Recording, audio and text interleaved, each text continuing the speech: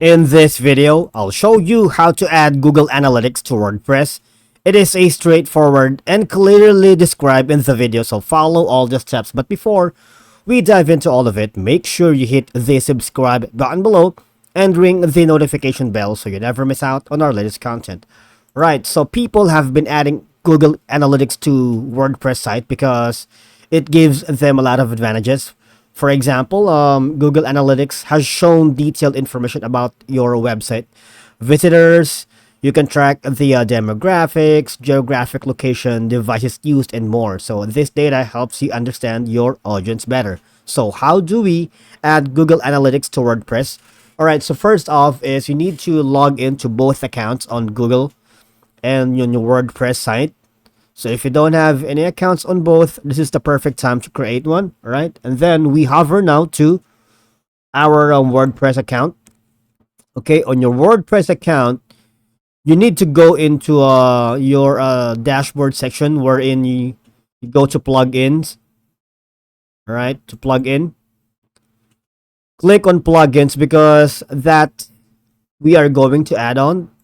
You need to add the Google Analytics, but since it requires a paid subscription, we can never forward with it.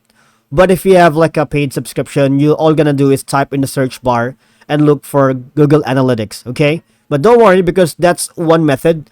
The second method is if you have say a Zapier. All right. If you have a Zapier account, log into your Zapier account and Zapier will do the automation for you. So if you have watched some of our videos, we have like integrated most of the apps in here in Zapier because it's a one-stop shop, right? Okay, so if you are now here at the Zapier, all you're gonna do is click the orange button here, right? That's another method. Click Google Analytics to 6,000 plus apps. Now, what we're going to do is to trigger Google Analytics to our, if you see the plus sign here, click on it and look for WordPress. There you go.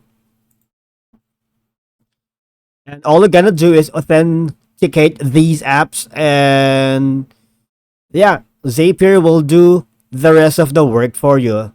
That's it for today's video. Thank you so much for watching, guys. I'll see you all in the next one.